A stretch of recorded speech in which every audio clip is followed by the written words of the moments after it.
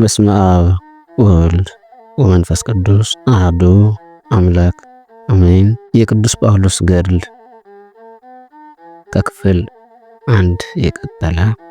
አይሁድ በጳውሎስና በበርናባስ ላይ ጠላትን ባስነሱባቸው ጊዜም ከሀገራቸው አስወጧቸው። የእግራቸውን ጫማ ትቢያም በእነርሱ ላይ አራገፉ። ሉቃንያ ወደ ተባለች ሀገርም አልፈው ሄዱ። መንፈስ ቅዱስም በሐዋርያት ላይ አደረ። በሉቃንያ ያሉትም ተቀደሱ፣ ተደሰቱ። እንዲህም አደረጉ። በዚያም ከአይሁድና ከዩናናውያን ወገን ብዙዎች አመኑ። እርሱ በጸጋው ቃል ምስክር የሆነላቸው በጌታችን ስም እያስተማሩ ረጅም ዘመን ኖሩ። እግዚአብሔርም በሐዋርያት እጅ ድንቅ ታምራትን ያደርግ ነበር። ከአይሁድ ወገን ሀገሩ ሁሉ በእነርሱ ምክንያት በተከፈለ ጊዜም ከሐዋርያት ጋር የሆኑም አሉ። አይሁዳውያንና አረማውያንም ካለቆቻቸው ጋር ተጣሉ፣ እየተሰዳደቡም በድንጋይ ተፈናከቱ። ሐዋርያትም ይህን ተመልክተው ወደ ሉቅንያ፣ ወደ ልስጥራን፣ ወደ ደርቤን፣ ወደ አውራጃዎች ሁሉ ሄዱ። በዚያም አስተማሩ። ልስጥራን በተባለች ሀገርም ከእናቱ ማኅፀን ጀምሮ እግሩ የሰለለ አንድ ሰው ነበር። ከተወለደ ጀምሮም አልተጓዘም። እርሱም ቅዱስ ጳውሎስን ሲያስተምር ሰማው። እርሱም ምጽዋት እንደሚሰጠው አሰበ። ቅዱስ ጳውሎስም መለስ ብሎ ተመለከተው፣ በሃይማኖት እንደሚድንም አስተዋለ።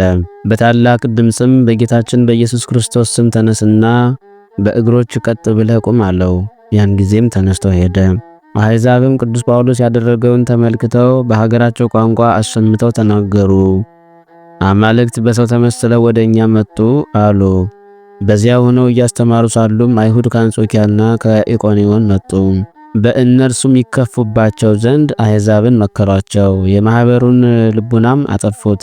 ብፁዕ ጳውሎስንም ወገሩት፣ ገረፉት፣ ጎትተውም ከከተማው ውጭ ጣሉት። እርሱ እንደሞተም ገመቱ። በመሸ ጊዜም ደቀ መዛሙርቱ ከበቡት። ተነስቶም ከእነርሱ ጋር ወደ ከተማው ገባ። በነጋታውም ወጥተው ከበርናባስ ጋር ወደ ደርቤን ሄዱ። በውስጧም አስተማሩ። በትምህርታቸውም ከእነርሱ ጋር የነበሩት ብዙዎች አመኑ። ወደ ልስጥራንም፣ ወደ ሉቅያ፣ ወደ አንጾኪያ ተመለሱ። የደቀ መዛሙርቱን ሰውነት ያጽናኑና በሃይማኖትም ያስጨክኗቸው ዘንድም ለሁሉም አብያተ ክርስቲያናት ቀሳውስትን ሾሙላቸው። እየጾሙም ጸለዩ። ወደሚያምኑት ወደ እግዚአብሔር አደራ አሏቸው። ወደ ቤተ ክርስቲያኑም ተመለሱ። ምእመናንም እግዚአብሔር በእጃቸው ያደረገውን ታምራት እንዳደረገና ለአሕዛብም የሃይማኖትን በር እንዴት እንደከፈቱ ተናገሩ። ብዙ ዘመንም ከደቀ መዛሙርቱ ጋር በአቴና ተቀመጡ። በዚያም ሲኖሩ ከአይሁድ ወገን ሰዎች መጡ። ወንድሞችንም ካልተገዘራችሁ አትድኑም አሏቸው። በዚህ ምክንያትም በእነርሱና በሐዋርያቱ መካከል ጥላቻ ሆነ። በዚህ ክርክር ምክንያት ጳውሎስና በርናባስ ከሌሎች ሰዎች ጋር በኢየሩሳሌም ወደሚኖሩ አገልጋዮች ሐዋርያት ሄዱ። ከእነርሱም በደረሱ ጊዜም እግዚአብሔር ስላደረገላቸው ነገር ሁሉ ተጨዋወቱ። ረጅም የሆነ ሰውም በፈሪሳውያን ፈቃድ ተነሳና ትገዘሩ ዘንድ ይገባል አለ። የሙሴን ሕግ ይጠብቁ ዘንድም እናዘዛቸዋለን። ሐዋርያትና ቀሳውስትም ስለዚህ ጉዳይ ይወያዩ ዘንድ ተሰበሰቡ። ስለዚህም በመካከላቸው ጽኑ መጠላላት ሆነ። መምህር ጳውሎስ ተነሳ፣ ብዙ ነገርም ተናገራቸው። ያዕቆብም እንዲህ አለ፣ እኔ ከአሕዛብ ወገን ወደ እግዚአብሔር የተመለሱት እንዳይደክማቸው እፈርዳለሁ። ለጣዖታት ከመሰዋት የታነቀን ከመመገብ ይጠበቁ ዘንድ በዚህ ተስማሙ። በውስጧ እንዲህ የሚል ጽሑፍ ያለበት መጽሐፍም ጻፉ። ይህም መንፈስ ቅዱስ ከባድና ብዙ ትምህርት እንዳንጨምርባቸው ወዷል። እኛም ደስ ብሎናል። ከዚህም የማይቀር ነገር አለ። ይህም በደም የታነቀ መብላት፣ ዝሙት፣ ጣዖት መሰዋት ነው። ራሳችሁን ከዚህ ከጠበቃችሁ መልካም ታደርጋላችሁ። እናንተ የምትጠሉትን ለጓደኞቻችሁ አታደርጉ፣ ይህንንም ጠብቁ። ሰላም ለእናንተ ይሁን።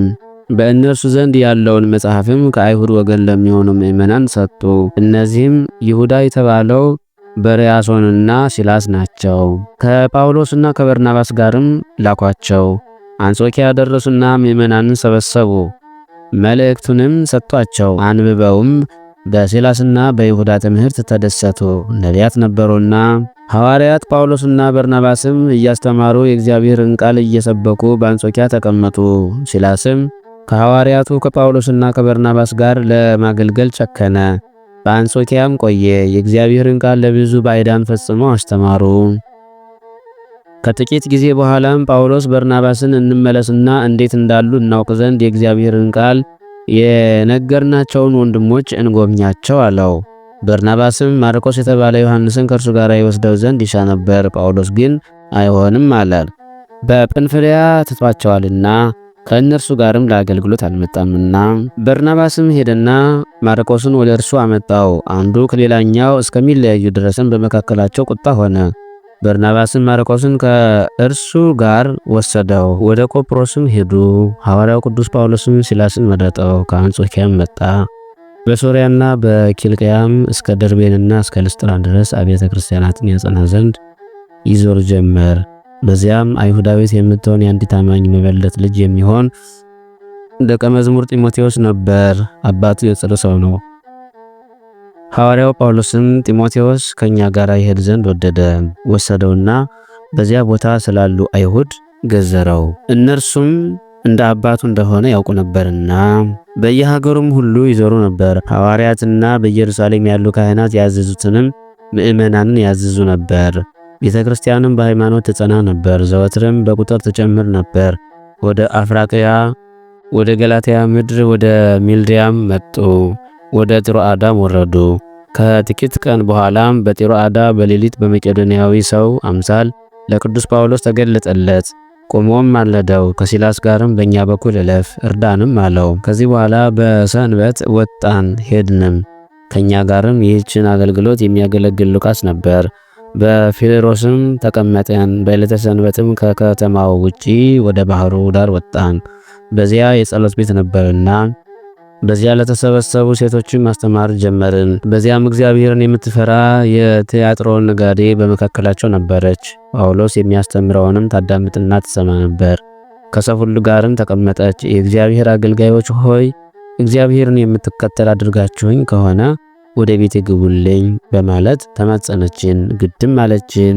ለጸሎት ስንሄድም ጋኔን ሲያሰቃያት አንዲት ብላቴና አገኘን። ለጌቶቿም እየተቀበለች ብዙ ግብር ታስገባ ነበር። በጳውሎስና በሲላስ ኋላ እየተከተለችም ትጮህ ነበር። እነዚህ ወንዶች የልዑል እግዚአብሔር አገልጋዮች ናቸው፣ የሕይወት መንገድንም ያስተምራሉ ትል ነበር።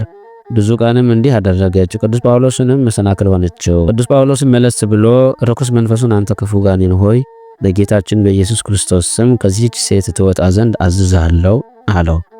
ያን ጊዜም ተዋት። ጌቶቿም የምታስገባላቸው እጅ መንሻ እንደቀረ ባዩ ጊዜ ጳውሎስንና ሲላስን ያዟቸው። በገበያ በመኳንንቱና በወታደሮቹም ዘንድም ጎተቷቸው። እኒህ ሰዎች አገራችንን አወኩ። እነሱ የአይሁድ ሰዎች ናቸው። እኛ የሮም ሰዎች ስንሆን ልናደርገው የማይቻለንን ሕግ ለኛ ያስተምራሉ አሉ።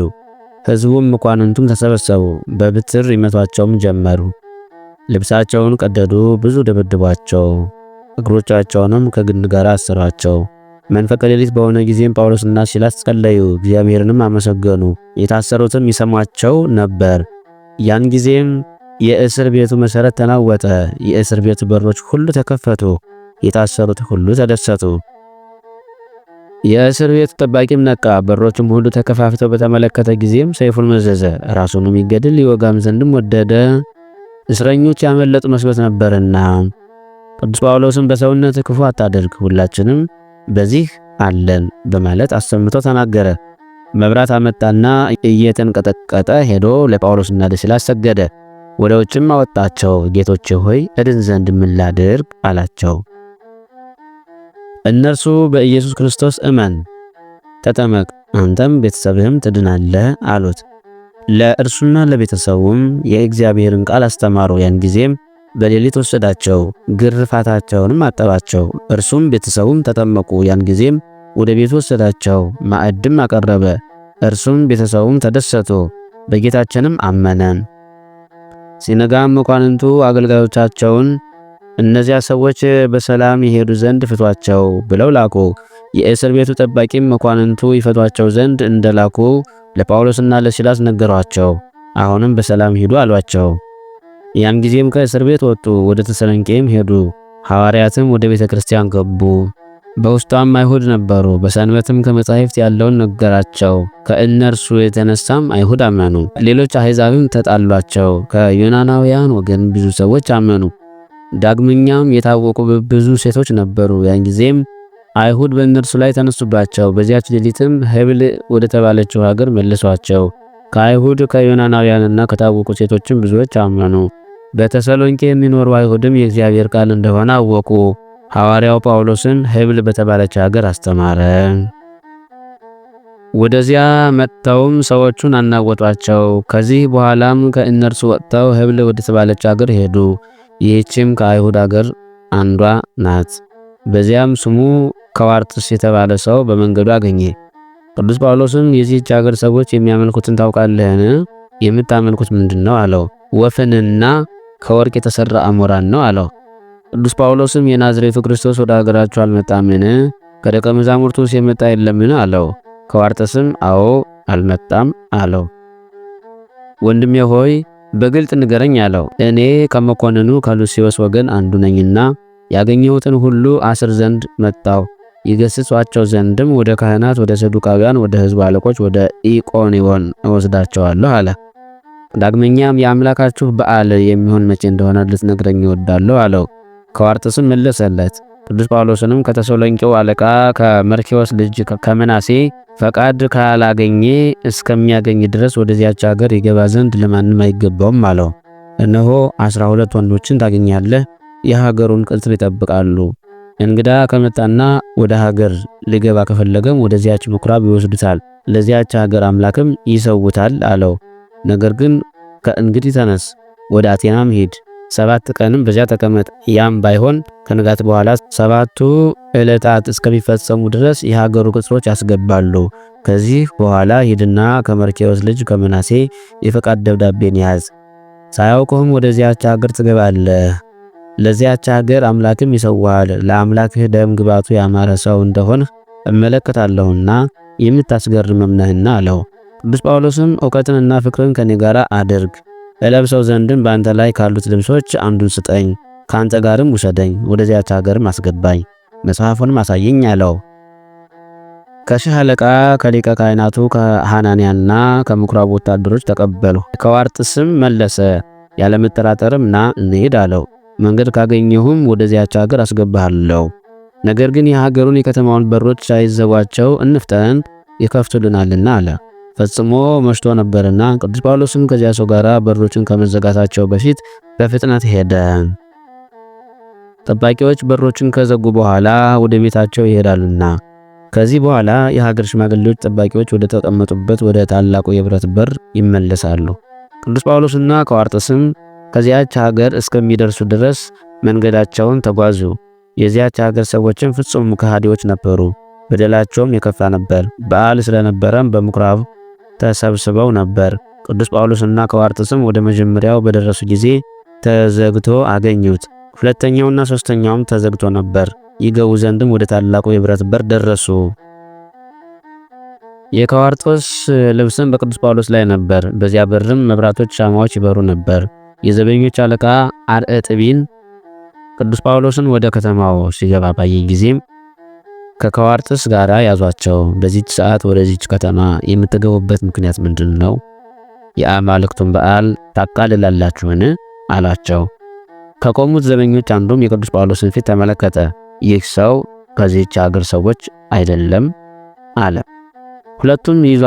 ሁለቱንም ይይዟቸው ዘንድ የዘበኞችን አለቃ ነገረው። አክርጥስም ቅዱስ ጳውሎስን ተናገረው፣ እንዲህም አለው፣ አንተ ከየት ነህ? በዚህች ሀገር የምትሻውስ ምንድን ነው? አንተ ከየት ነህ? በዚህች ሀገር የምትሻውስ ምንድን ነው? በዚህስ ማንን ታውቃለህ? በከፋ አሟሟት ከመሞት በፊት እውነታውን ንገረኝ አለው።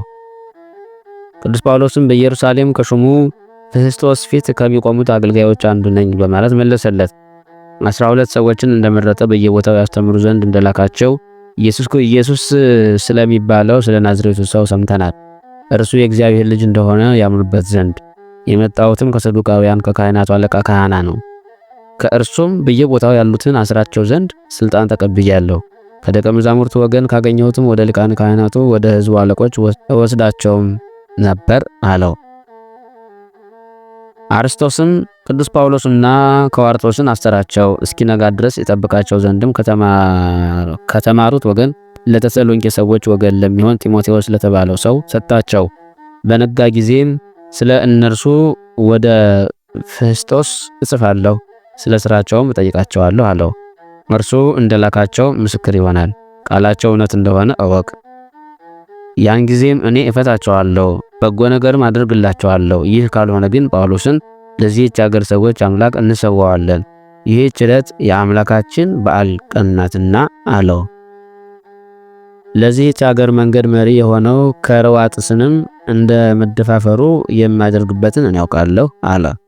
የጢሞቴዎስ እናትም በባሏ ሕመም ታማ ትጨነቅ ነበር። ብዙ ሰዎችም እያለቀሱ ወደ እርሷ ይሰበሰቡ ነበር። ያን ጎልማሳ መጥቶም ጢሞቴዎስን እናትህ ሞተች ብሎ ነገረው። ያን ጊዜም ጢሞቴዎስ ቅዱስ ጳውሎስን አሰረው። ከዋርጥስንም በቦታው ባለችው ቤት ውስጥ በብረት ሰንሰለት አሰረው። በዚያችም ተዋቸውና ሄደ። እናቱንም ነፍስ ተለይቷት አገኛት። ልብሱን ቀደደ፣ በራሱና በፊቱም ትቢያ ነሰነሰ።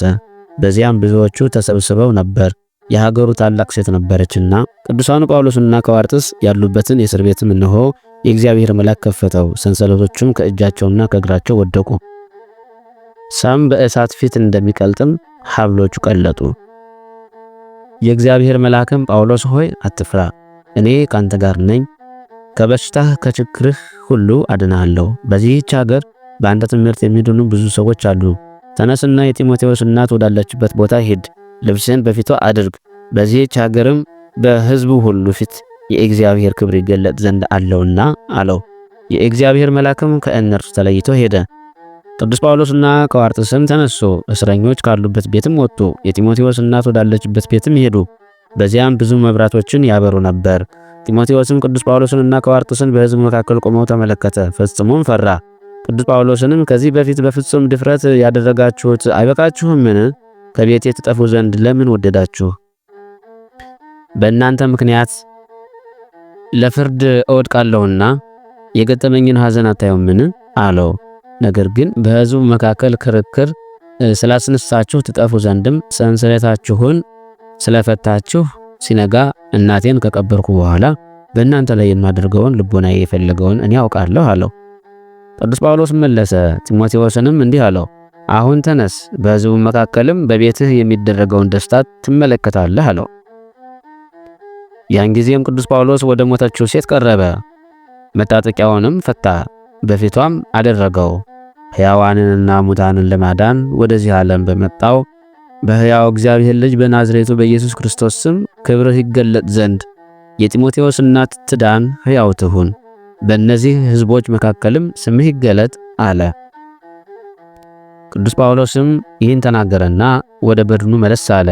በድሮና ሆይ ተነሺ አላት። ያን ጊዜም ተነሳች፣ ዓይኗንም ገለጠች። እጇን ይዞ ካልጋዋ አስቀምጣት። ሕዝቡም የተደረገውን በተመለከቱ ጊዜ ሁሉም ተነሱ፣ ዝቅ ብለው ከቅዱስ ጳውሎስ እግር በታች ሰገዱ፣ እጅ ይነሱት ጀመሩ። እግዚአብሔር በሰው አምሳል ተገለጠ፣ ወደኛም መጣ አሉ። ሰዓቱም መንፈቀ ሌሊት ነው። ጢሞቴዎስም ቅዱስ ጳውሎስንና ከዋርጥስን ወሰዳቸው፣ ወደ ቤቱም አስገባቸው። ወደ ታላቅ አዳራሽም አወጣቸው፣ በንጹሕ ውሃም አጠባቸው፣ በፊታቸውም ማዕድን ሠራ። ከዚህ በኋላም ጢሞቴዎስ ጳውሎስን አንተ ማነህ? ንገረኝ፣ የመጣኸውስ ከየት ነው? ከአማልክትስ የምታመልከው ማንን ነው? አለው። ቅዱስ ጳውሎስም መለሰለት አለውም፣ እኔ ከናዝራዊው ከጌታችን ከኢየሱስ ክርስቶስ ደቀ መዛሙርት ወገን ነኝ። በእግዚአብሔር አብ በአንድ ልጁ በኢየሱስ ክርስቶስ ጰራቅሊጦስ በተባለ በመንፈስ ቅዱስ አምናለሁ አለው። ሲነጋም አርስጦስ ጳውሎስን የጢሞቴዎስ ማደሪያ ወደ ሆነችው የእስር ቤት ላከው። ጢሞቴዎስም ከመልእክተኞቹ ጋር ሄደ። አርስጦስም የሰጠው እነዚህ ሁለቱ ሰዎች የታሉ? አለው። ጢሞቴዎስም ከቤቴ አሉ። ጳውሎስ የተባለ ይህ ሰው እውነተኛ ሰው ነው። እውነተኛ ቸርና ይቅር ባይ አምላክን ያመልካል። ስሙም የናዝሬቱ ኢየሱስ ክርስቶስ ይባላል አለው። ያን ጊዜም አርስጦስ ፈጽሞ ተቆጣ። ጢሞቴዎስንም ወደ እስር ቤት ላከው። የቅዱስ ጳውሎስ ዜናም የጢሞቴዎስን እናት ከሙታን ለይቶ እንዳስነሳ ተሰማ። ቅዱስ ጳውሎስም ወደ እስር ቤት እንደጨመረው በሰማ ጊዜ ይሄድ ዘንድ ተነሳ።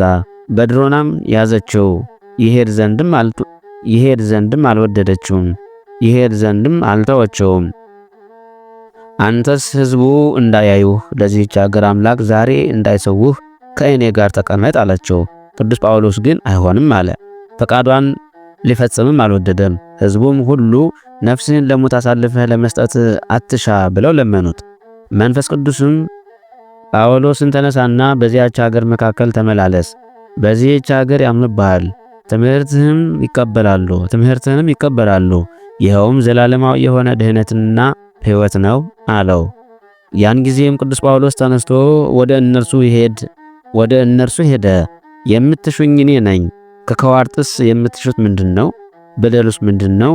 ለምንስ ያዛችሁት አላቸው። አርስቶስም እርሱ ጓደኛህ ነው፣ ወደዚህች ሀገር እንዴት እንደምትገባም አስተምሮሃል። ነገር ግን የዚህች ሀገር አምላክ በዓሉ ዛሬ ስለሆነ እፈታዋለሁ አለው። ከዋርጥስን ገርፈው ይፈቱት ዘንድም አዘዘ። ከዚህ በኋላ አርስቶስ አገልጋዮቹን ላከ። ከጣዖታቱ ዘንድም ያሉትንም ጠራቸው። ቅዱስ ጳውሎስንም ለእነርሱ ሰጣቸው። ወደዚህች ሀገር የመጣውን ይህን ሰው ውሰዱትና ለአማልክት ተሰዉት። በጴንጤናዊው በጲላጦስ ዘመን የአርኬላዎስ ልጅ ሄሮድስ የገደለው የናዝሬቱ ኢየሱስ ክርስቶስን እንደሚያመልክ ስለ እርሱ ነግረውኛልና አለው። ያን ጊዜም ሊቃነ ካህናቱ ቅዱስ ጳውሎስን ወደ ምኩራብ አስገቡት። ከዋርጥስም አርስጦስን ጌታዬ ሆይ ዳግመኛም እኔን ከዚህ ሰው ጋር ትልከኝ ዘንድ እሻለሁ። እርሱ በሚሞተው አሟሟት እኔም ከእርሱ ጋር እሞታለሁ። ወደዚህች ሀገር ያመጣሁት እኔ ነኝና ዳግመኛም ስለ እርሱ ነፍሴንና ሥጋዬን እሰጣለሁ አለው። አርስቶስም ካንተ ጋር ምንም አይነት ነገር የለኝም፣ እኔ ከደምህ ንጹሕ ነኝ። እነሆ ሞትም ሕይወትም በፊትህ ተቀምጧል አለው። ከዋርጥስም ስለ እኔ አትዘን፣ ስለዚህ ሰው በፈቃዴ ነፍሴን እሰጣለሁ አለው። ከዋርጥስም ፈጥኖ ወደ ምኩራብ ገባ። ቅዱስ ጳውሎስንም በአምላካቸው ፊት ይሰውት ዘንድ ወደ ምኩራቡ አስገብተውት አገኘው። ከተማውን ሁሉ አስጌጡት።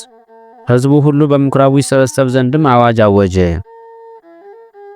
ጥበቃዎቹም ጢሞቴዎስን ከእስር ቤት ይፈታው ዘንድ መጥተው አርስቶስን ለመኑት፣ ዛሬ የዚህች ሀገር አምላክ በዓል ነውና።